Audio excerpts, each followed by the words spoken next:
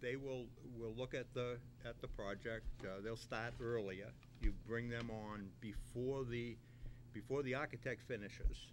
They bring them on board, and they charge you a fee for that, and then within the package they start to work with the architect to see how things might be constructed and provide insight to ways to save money. And then as the project moves along, you hire them for a fee, and then as the project goes along, you end up by getting bids, and then once you get all of the various bids of all the subcontractors, they will give you a final price. It's a not to exceed price. And then you proceed with the construction. Now, you may get some early items. Now, the same at Riskcliffe kind of acts as the general contractor. He acts as a general contractor, basically. And if there are some items that, say we're working toward a final package from the architect, and it's going to occur in the end of June. Rather than to wait until the end of June to start, we could perhaps start some foundation construction. If you know what it is, you might start that in April, or start clearing trees in April, and so that you're moving the beginning up. The other thing that happens along the way is that once the construction manager gives you that final price, that's the final price to you. You're not going to ever pay more than that. If they're able to affect along the way some savings, you get the savings or get a share of the savings, so that it might cost you less than.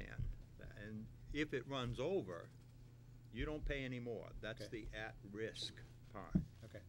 The other, there's an advantage to the construction manager at risk as well, in that it's a much less adversarial position, because the construction manager can't make any more money on the job. So they're now working on your behalf to reduce the amount of change orders from the various contractors, subcontractors that are working on it, because they don't want to have it exceed the number into that at-risk part.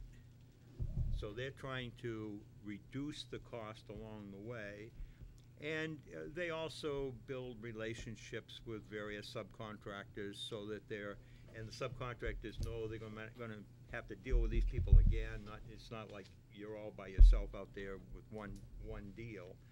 They got multiple deals coming on into the future. And they can also direct to the better subcontractors, not always, but sometimes. And that helps to make the whole process flow.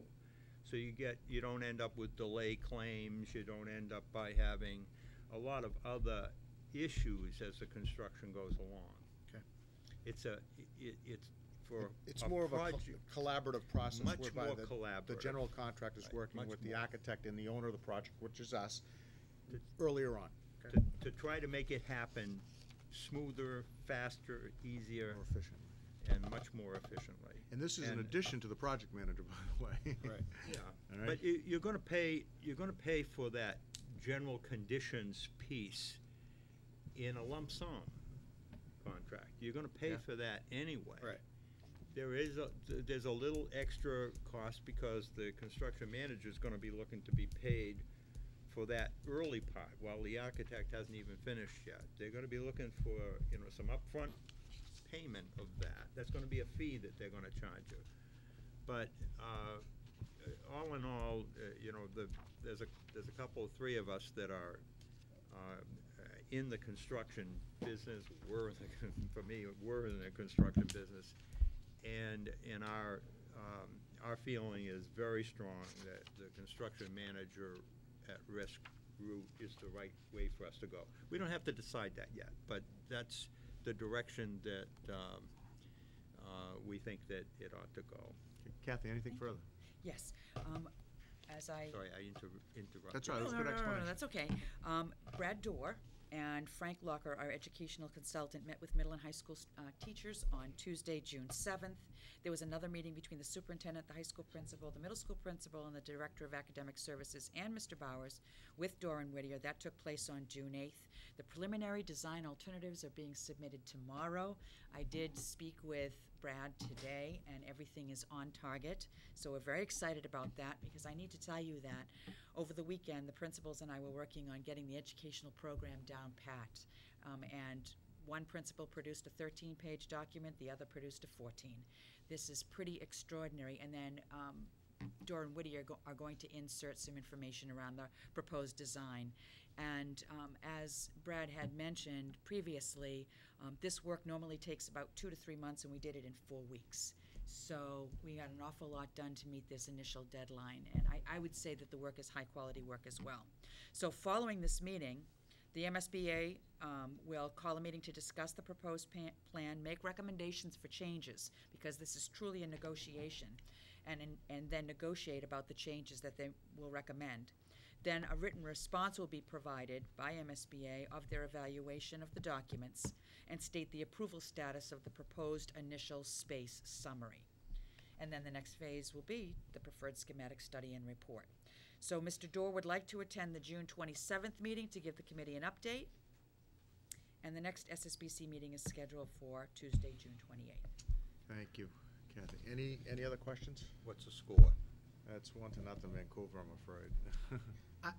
One question, it's designs they're submitting, not one design, correct? That's correct. That's why they call it the alternatives. So there'll be 3? Preliminary design alternatives, that is correct, Mel. Okay. The key to the stage we're at now is to get kind of the space allocation worked out. How many square feet do we need, and how is that kind of divided up, so that the MSBA is able to see how that compares with their standards. Right.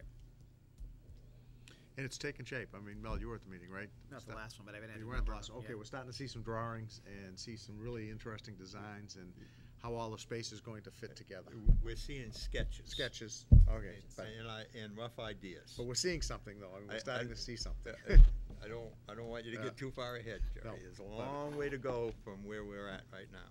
Yeah, but I think we're on the track where we're gonna start to see some real progress. I think, didn't I also see in the minutes that Dorr and Whittier said that this current building is definitely, not rehabable, but can be Salvageable. Oh, yes. added to Yes. and renovated. And I saw some ideas about what to do with the gym space if Most we don't. So the words are good bones. Yes, good bones, You're correct. Yep. which is good. Okay, anything else? All right, let's move on. Next item on the agenda is the middle school principal search, somewhat of a timeline update, and again, ask the superintendent. Yes, site visits for the 2 finalists have been completed. Is that a we- right hand or a left hand I'm seeing over there? 2-0 Boston. Boston? All right, I'm sorry, Ken. Go ahead. The site visits to this district were conducted on May 27th. No, I'm sorry, the site visits to the districts of the current finalists were conducted on May 27th and June 2nd. Then the finalists visited the middle school on June 6th and June 9th. I included a copy of the site visit to the North Reading Middle School in your packet. It was a pretty intensive day for each of the candidates, but teachers, parents, administrators, and students all had an opportunity to meet each of the candidates, and I have been collecting email feedback from anyone who wants to submit feedback to me, and I've been aggregating that. It's very interesting.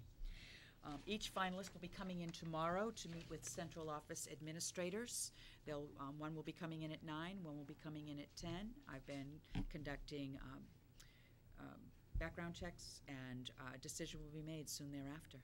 So I'll be bringing a recommendation to the school committee definitely by the next committee meeting. Great. Hopefully you'll be meeting a new middle school principal at Excellent. that time. Great. Any questions?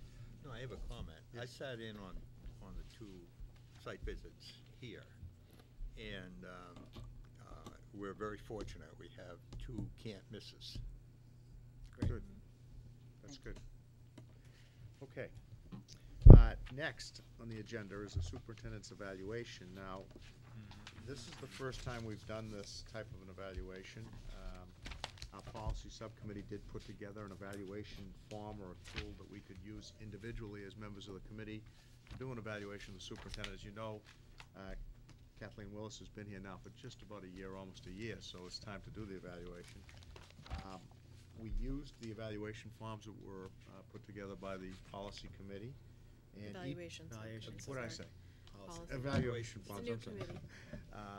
And each one of us submitted those, and Karen was kind enough to take the evaluations from each of the individuals and put together an aggregate of all of the evaluations. Now, it's my understanding, Cliff, you're gonna I have put together a Summarized? summary of the aggregate. Karen, you wanna let Cliff go first, and then No, he and I worked this out. you worked it out Don't together? Okay, interfere. Cliff, Yeah. go ahead. Well, We just, participated in this.